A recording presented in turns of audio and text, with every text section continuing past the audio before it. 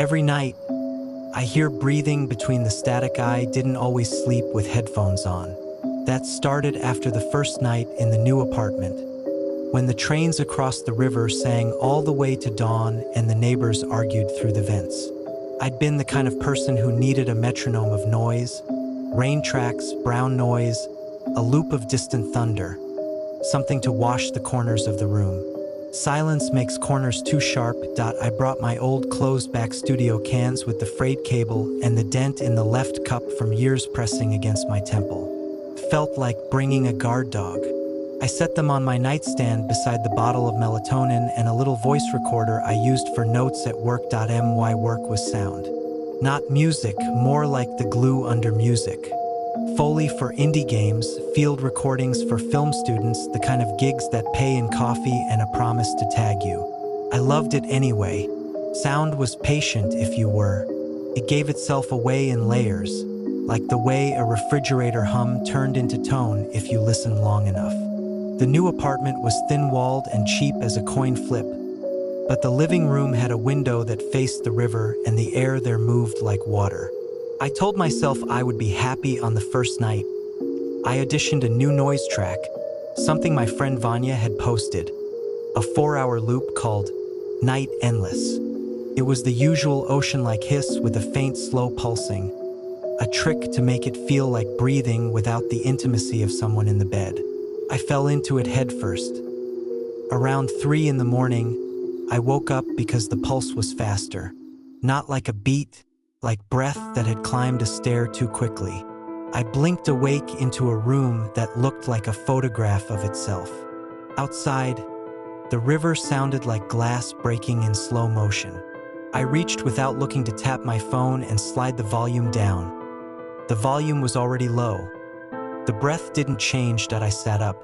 The headphone cable lay in a lazy half-circle from the jack on my phone to the cups covering my ears. I pulled them slightly away and felt the air cool the sweat along the cartilage. Breathing close. I pulled the headphones off entirely, set them in my lap. The room was different without them. Flat, clinical, the drone of the building like a dead neon sign. The breathing was gone. I put them back on. In the hiss, in, out, not synced to the pulsing. A second track hidden under the first. "Hey," I said, stupidly softly, like you might address a cat that will not come. The breath continued. After a moment, it seemed to notice. The rhythm faltered. Something in the pattern recognized me back, kept breathing, then held itself, as if someone had pressed their lips against the ear cup and paused. I pulled the headphones off again. Rumorless. The apartment said nothing. I didn't sleep until morning. The sun made the river look aggressive and fake. I told myself the brain does things, hides voices in patterns, finds faces in lattices, invents a second sound when the first lasts too long. I poured the sleep from my eyes like sand and redressed the idea as stressed at a work. I dropped my field kit into the back of the borrowed studio, fired up the workstation, and checked the files from last week. A library of doors closing, streetlight transformers, escalator cone plates. My boss, Toma, needed a bed of urban night sound for a student film, something with a soft dread, he wrote in the brief. I listened through the takes and found myself searching for breath that wasn't there. The absence made me itchy. After lunch, Vanya stopped by with a coffee the color of a bruise. He twirled the cable of his headphones around his hand. "How's Night Endless?" He grinned, waggling his eyebrows. "Works like a spell, right? You ever hear anything under it?" I asked. "Like what?" "Like human." Vanya laughed. "It's a noise floor, not a seance. But hey, if you want a real seance, try this." He dug out an old portable cassette he used as a prop more than a recorder. He popped a tape free. Plain gray shell, a piece of yellowing masking tape with the handwritten label, "Riverbed." "Found this at the flea market," he said. "Guy said it's ambient. Thought of you." "I don't have a deck," I said. "You have mine." he said, shoving the cassette into the machine and the machine into my hands. Return tomorrow. I took it home because his enthusiasm trailed me like a leash. That night, I decided to prove something to myself. I put Night Endless on and waited. Around 3, it found me, the second breath threading the hiss. Calm at first, then lengthening as if measuring my chest and matching it. I exhaled slowly to test it. It exhaled after me. I inhaled.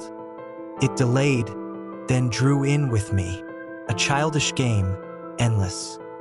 Who are you? I asked. The breath stumbled against the word like a foot hitting a sudden stair that I pulled the headphones off and stood.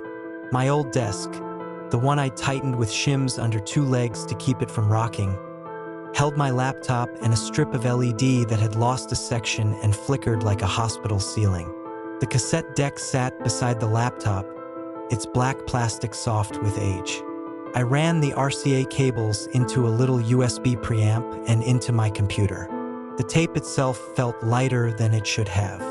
I slid it in and clicked it down to the heads. When I pressed play, the speakers were muted. I wasn't stupid. I routed the whole thing to the headphones and looked for a level. The meter barely winked. A low wash swelled and receded like tired breath. Under it, something like rain or the idea of rain.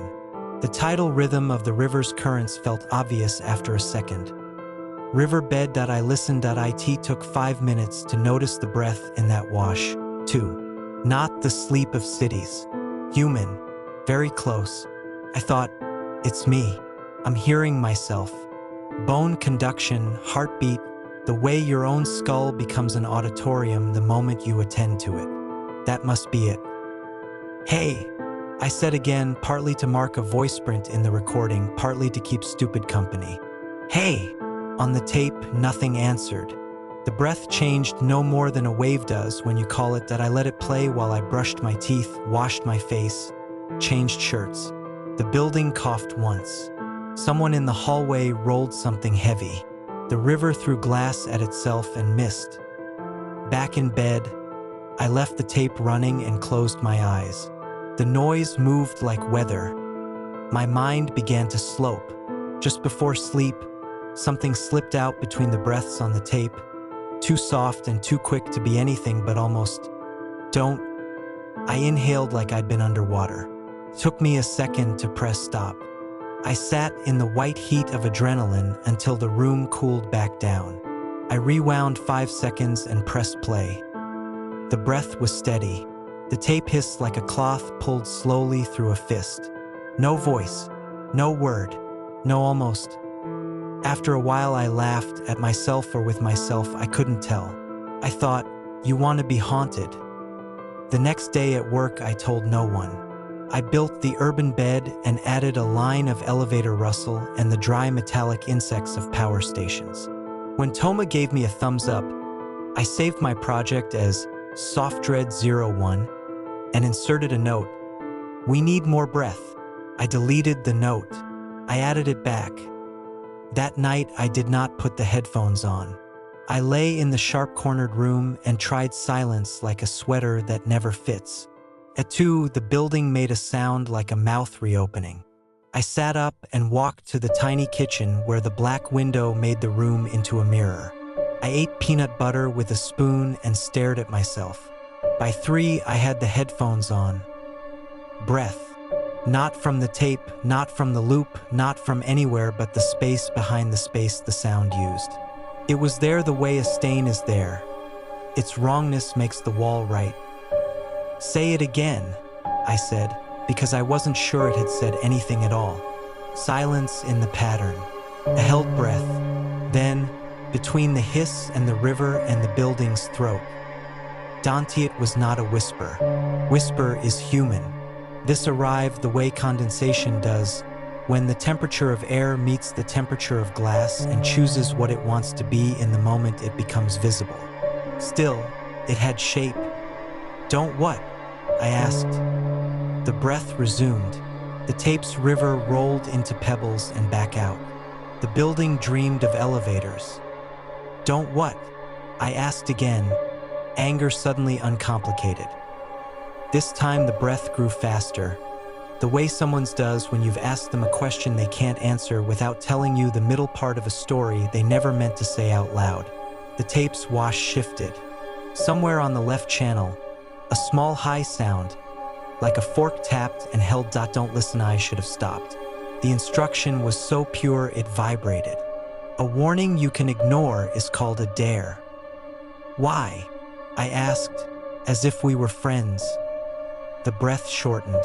Now it sounded like someone wearing my chest. In, out, in and out, trying to get words across a threshold too narrow to admit them. They hear, "Who does?" I whispered. I whispered because that seemed like the right size words to fit between these larger ones. The ones under it, under the static? Under the static. That was what I heard, the shape of the reply instead of the sound of it. An understanding, like reading someone's lips when the glass keeps you separate, and the meaning arrives without the air it rode. Something about that made me more afraid than the idea of a voice made of condensation words. The idea that there were layers and somebody below was listening. The idea that I was an ear that could be heard. What happens if I stopped? Part of me knew the pronoun mattered. It was churlish to name myself while the air walked sideways around the rest of the sentence like a dog around a puddle. What happens? I asked. The breath steadied. It slowed. For a moment, there was the shape of something close to kindness, like the way a stranger will step aside to let you pass and then forget you at once. You can't put it back. What?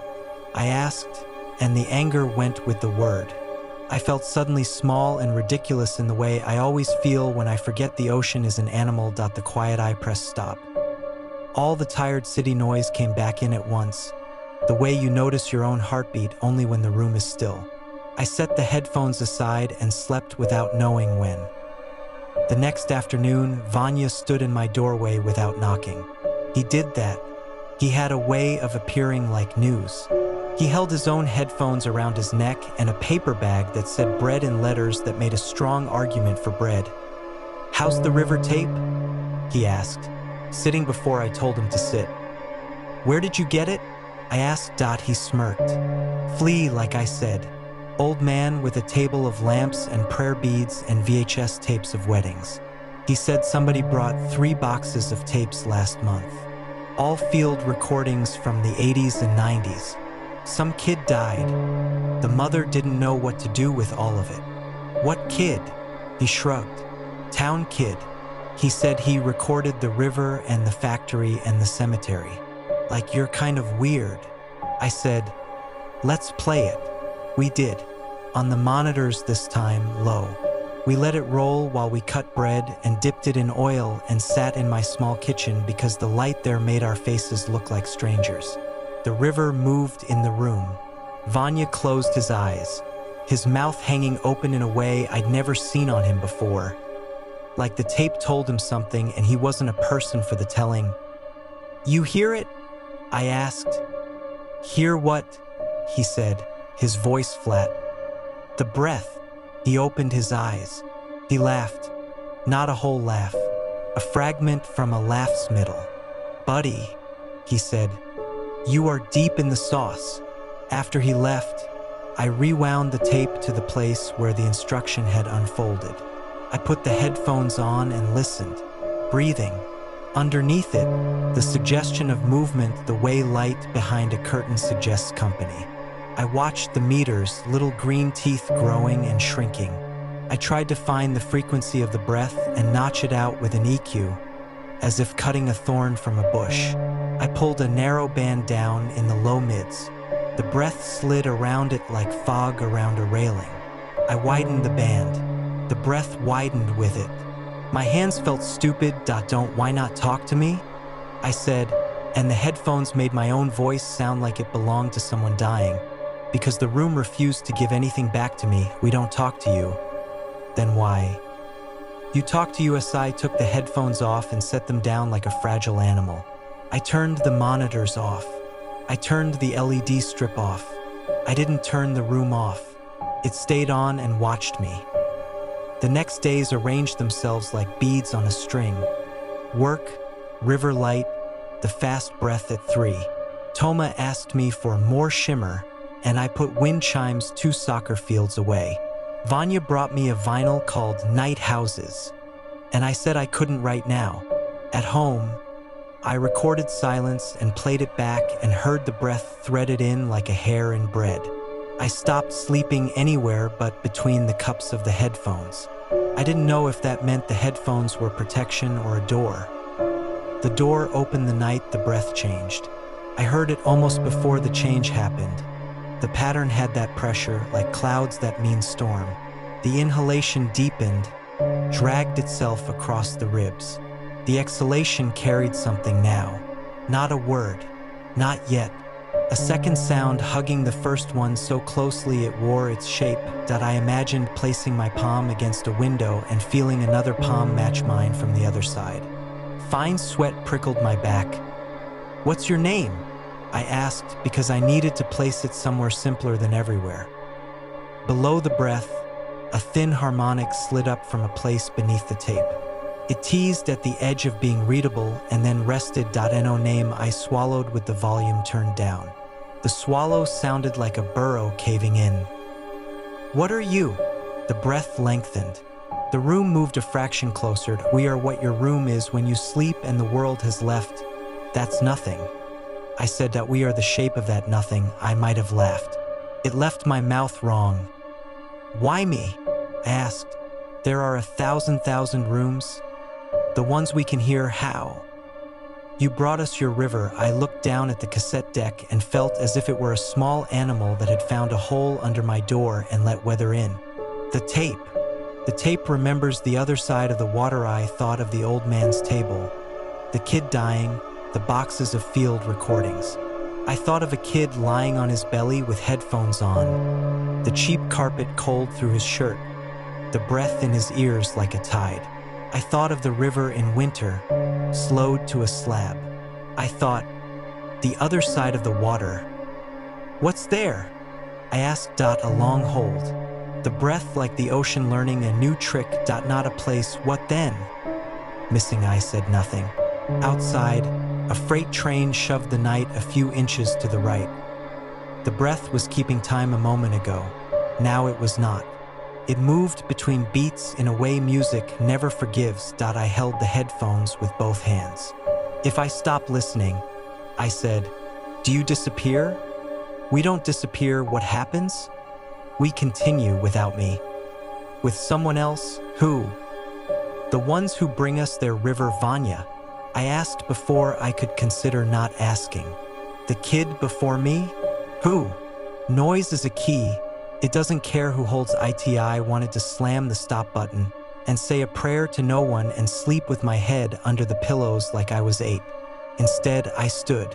I walked to the window. The river did what it always does. Move without going anywhere. Carry its own memory of itself like a stain that never dries. The city breathed around it. Behind me, the tape breathed into my head. Don't listen this time. The don't was heavy. This time it wasn't talking to me from the other side of glass. It had put a hand on my shoulder. "Why?" I asked without turning around. "Say why." "Because they have started." I turned. "The ones under it?"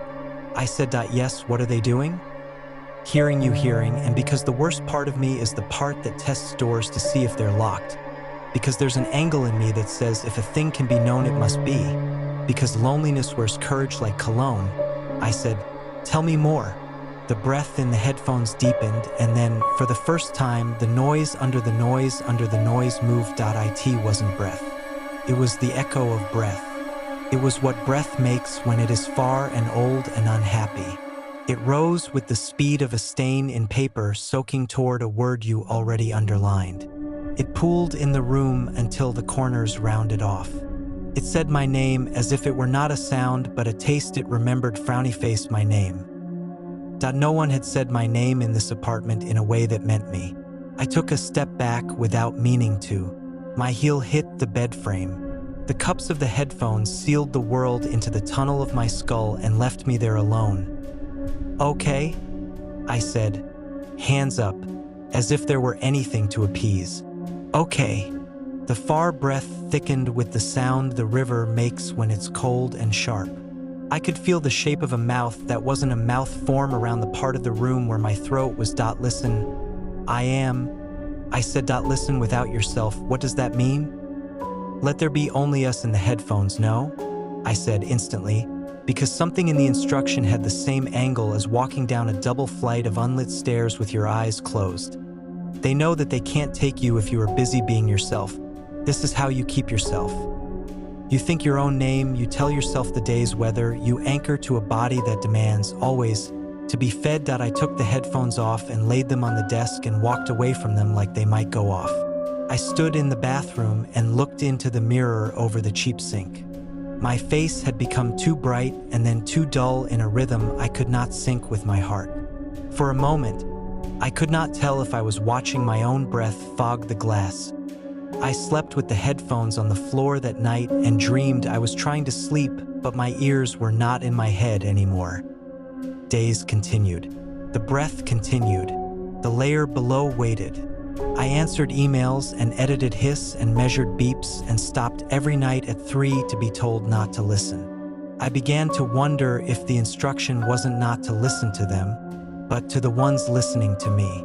Sometimes, in the rush of a day, I would forget until my ears itched and I realized they were listening for a thing that was not there yet, that I decided I would not play the tape again. I decided both that and that I was lying to myself. 2 nights later, Vanya came with wine and stories and a video on his phone of a dog that could play piano if piano meant hitting the lowest key with joy. "You look like a man who is grieving," he said, covering it with a smile so he would not have to stop looking at me. "For what?" I asked and heard the wrongness in the question. "For quiet," he said it like a toast, and we drank. It was late when he left. I sat on the bed with the headphones around my neck, the cups like 2 dumb ears I carried for someone else. The thought came sudden, unfair. The kid who made the tape might have been exactly like me. He might have heard himself heard. He might have made a thing that was not for us. But here we are. I pressed play. The river arranged itself in the shape of a room. The breath moved like wind through a keyhole. The thing beneath the breath waited. I sat very still. The trick with some animals is to wait long enough for them to decide you are part of the place. It is not kindness. It is patience. Listen without yourself, it repeated, the inside of the instruction smoothed by use. "No," I said, because I kept wanting to say yes. Then it did something new. It stopped pretending to be patient. It added a second sound to the breath. A faint wet click. Then another. Teeth? No. The sound a mouth makes when it has practiced words too long without the words letting it live in them. In the space between 2 hisses of tape, I heard the shape of the river itself as a body being lifted. And behind that, under that, 100 tiny motions, like nails against wood, old and underwater. The headphones warmed against my ears as if a palm had closed over the cups. I should have stopped. I should have run. I should have done anything except what I did. I closed my eyes and tried, very gently, to do as instructed. I tried to release the part of me that keeps inventory. The list of groceries, the face of the bus driver, the temperature of the water in the shower. I tried to stop naming. I tried to let the river be noise again instead of memory. I imagined my name as a paper boat I could push into the water and watch go away. Under the breath, the other thing pressed closer, the way a shadow does when the light behind it lowers toward the horizon. It did not care about my name. It wanted a seat by the window. The first thing that changed was the room. Not visibly, the part of a room that is its account of itself. Corners rounded. The window forgot the difference between inside and out. The bed remembered other beds. The air grew thick as if it had been whispered into until it learned what it was for. The second thing that changed was the distance between the breath in the headphones and the breath in my chest. It disappeared. For a moment, there was only one breath. It did not belong to a throat. It moved through me because there was no me in the way. The third thing that changed was that the other voice, no, not voice, don't call it that. Name it accurately or it will think you love it. The other listening thing, as if hearing me hearing it had finally given it a map, spoke. Its words had no sound, but my bones remembered the taste of a thing much older than language. The way stone remembers the river that isn't there anymore. The meaning arrived barefoot. You made room, I opened my eyes. The room was the same and wrong. The river light had turned the dust to a slow rain. My hands lay on my knees like they belonged to a person who was fine. I was not. If I did, I said, I didn't mean to. Intent is a sound you make for yourself, it said without saying, amused. Purpose is what the room hears. What are you going to do? I asked. It felt like asking a house what it intends to do with the nails that hold it together. It is easier to drink than to be thirsty. I have not invited you, I said. I have not. You brought a door. I looked at the cassette recorder, at the tape with its patient little wheels, at the wobble of the capstan. I thought of the boy who had held this door and the cold across the river that counts your winters like rosary beads, and the way a person records a thing when they do not know what else to do with their hands. I grabbed the deck and yanked the tape out. The machine made a noise like a displeased mouse. I pressed stop. The sound cut off like a head. Silence came into the room like a verdict. There is a silence that is only the absence of noise. There is a silence that is a thing present. The second one stood up in my apartment and moved closer. I end that silence, between the river and my own breath, between the tape's room and my room. Something very small and very old cracked. I realized, too late to save anything, that I had misread the instruction. Don't listen was not for the thing on the tape. It was for the ones under it. They hear. They heard the door. They heard that I wanted to hear. Something pressed the skin below my jawbone as if to check if I were ripe. The headphones warmed again. Empty. The pressure shifted in the room the way the pressure shifts in your head when the plane begins to descend, and I realized with the care of the doomed that it was not coming through the headphones anymore. The headphones had been the spoon. The room was the soup. A thin line of cold traveled from my right ear to my left as if someone were drawing me with ice from the inside. The listening under the listening whispered to itself over me like gossip at a wake. The breath I had tried to match became many, became a chorus, became the river in winter, remembering the first time the ice did not form where it was supposed to. I stood up too quickly and the room tilted. I took 2 steps and the floor moved like a boat. I flung the tape into the trash and the trash caught it and made a small sound like yes. Get out, I said, to the room, to the quiet, to the hearing. Get out. Get out. Something repeated, delighted, and I realized my apartment couldn't tell who was saying what anymore. I left. I don't remember locking the door. I remember the hallway making the same shape as my throat. I remember the elevator that sounded like a mouth full of coins. I remember the street, the river light, the cold. I walked the bridges until dawn. I put my fingers in my ears like a child and hummed until my jaw hurt. In the morning I came back because that's what people do. They come back to where they placed their bed, even if the bed has learned another use of them. The room looked like a room. The tape lay a little further out of the trash than I had left it, which I refused to allow to be anything but gravity and cheap plastic. I did not put the headphones on that day. I did not the next. I learned the noise the refrigerator makes, the transformer outside, the idiot song of a pigeon. I moved my bed to the living room and then back again and told myself jokes I didn't get.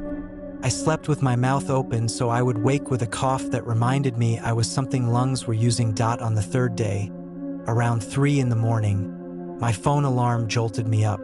I didn't set it. The screen glowed. A new app one didn't remember installing sat in the dock. A little black square with a white river inside it. I touched it because that is my sin. The app opened to nothing.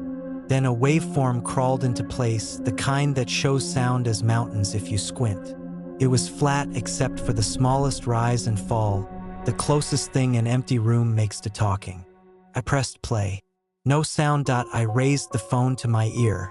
In the speaker, in the bones of the phone, in the parts of the room that have never had dust on them because nothing has ever touched them, I heard breath. Don't, I said out loud to myself, to the little piece of hunger that lives in me like a loyal dog. Don't listen. The breath steadied. Between one rise and fall, the listening below the listening slid out like a knife pulled from a sleeve. It said my name again, but it didn't need to. They don't need you to open the door if they already live in your name. It took me a moment to understand that a change had happened. Someone else in the building stirred. The transformer outside the window stuttered. The room bent as if to accommodate a larger guest. The listening under the listening had found something better than a tape. It had found me sleeping with headphones every night for months, giving it the shape of my skull, the exact fit of the cups against the bones around my ears, the way my breath slows, the precise volume at which I will lie to myself about whether a sound is truly there. I understood then that this wasn't about a river or a kid or an old tape. The river was how it had learned a language that could get to me. The tape was a door because I wanted a door. If I erased the tape, if I shattered the headphones, I would destroy only props. The room knows the scene by heart now. I threw the phone into the pillow and covered it with both hands and listened to my own breathing, aggressively, the way you chew loudly when you want to make it hard for someone to tell you a secret. I said my name out loud. I recited my address, the number on my ID, the pin to a card I never use. I told myself over and over the taste of coffee, the feel of cold metal, the ridiculous joke Vanya told me about a duck that wants to buy grapes. The breathing in the phone did not have to get louder. It only had to wait for me to tire. When morning came, I took the tape and the headphones and the little USB preamp to the river. I threw them in the water one at a time like offerings. The tape bobbed and sank. The headphones sank quicker. The preamp floated like it didn't know it wasn't meant to. The river erased them in the way rivers do. Not by making them invisible, but by making them part of a story that never ends. I moved apartments inside a week. I told the landlord I had allergies. I paid the charge for breaking the lease. I carried my bed in pieces and my desk and the LED strip I didn't trust. Thomas said I looked better. Vanya said, "You always needed a different view anyway." I did not tell them that views don't change the shape of rooms. The new place was higher. The trains sounded like apologies. The walls were less thin. Though in the first hour I heard my upstairs neighbor sneeze and imagined his mouth, I did not buy new headphones. I did not install any new apps. I installed nothing. I slept the first night without anything in my ears. The quiet in the room was only that, the absence of noise. I tried not to congratulate it. Around 3, I woke because what wakes me wakes me. Worse than noise is the shape it leaves when it goes. I lay on my side and looked at the red dot of the smoke detector and the light freight of my breath moving the sheet. I in the corner of the room, where the dark had thickened for reasons everyone tells you are ordinary, I heard a small sound. Not a breath. Not yet.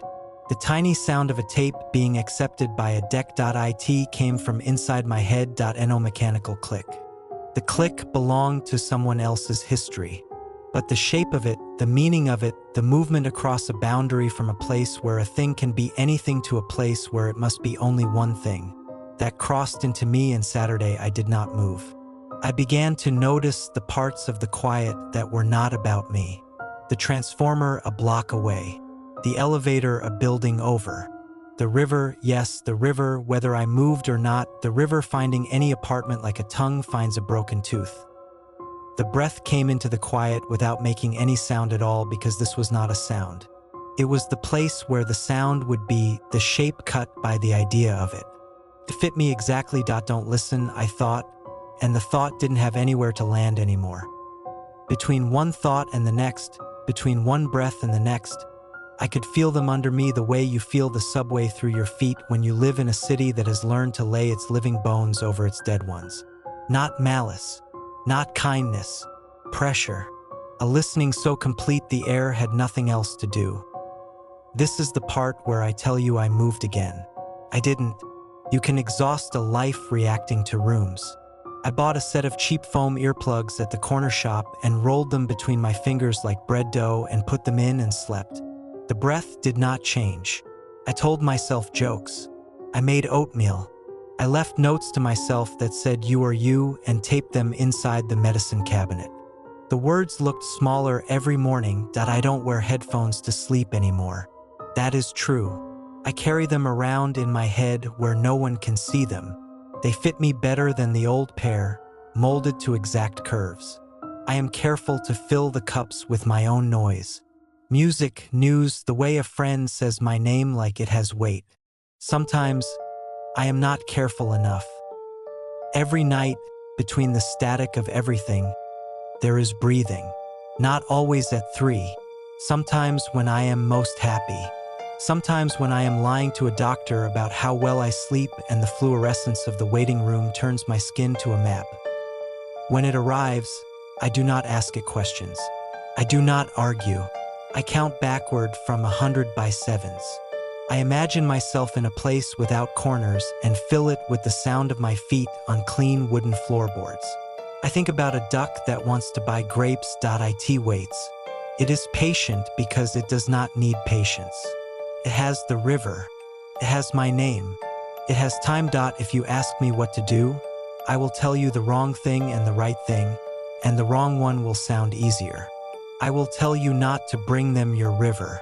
I will tell you that every sound is a door and you must learn to choose which ones you unlock by listening. I will tell you that quiet is not empty.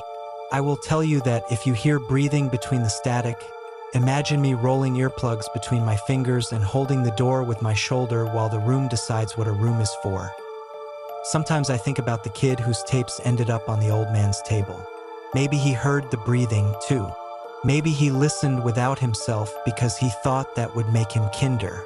Maybe he did it because he thought this would make him special. Maybe he pressed stop and the room did not stop. Maybe he gave up and slept and his breath was added to the river until the river decided it had enough. I have kept the tape. I lied. I fished it out of the trash before I left because people bring with them the thing that breaks them. It sits at the back of my closet inside a box inside a bag that holds the smell of a room I don't live in anymore. Sometimes I dream the bag rustles, but it is mice. It is memory. It is weather. The breath is a metronome now. Sometimes I catch myself sinking to it and I change the tempo. I clap my hands. I tell the quiet a joke. I pick up the recorder on my nightstand and speak into it like a message in a bottle. I say my name. I say the date. I say the place. I say, "This is me." On the recording, when I play it back, there is the hiss of the room. There is the refrigerator. There is the transformer. There is my voice like a string pulled too tight. Between the static that all rooms make when they love you, there is breathing. It is not closer. It is not further. It is exactly where it has always been, which is under the river, under the tape, under the quiet, under me. Tonight, I will not bring it anything. I will bring myself to the bed and I will be heavy on purpose. I will pull the dark over me. I will be the part of the noise that belongs to a body. And if you are listening to this, if you find yourself at 3 in the morning mistaking warning for dare, if a door asks to be held, if you think you hear someone in your headphones trying to teach you a nicer silence, don't listen. Or do. And then spend the rest of your nights learning how to make a sound big enough to remind yourself you're here.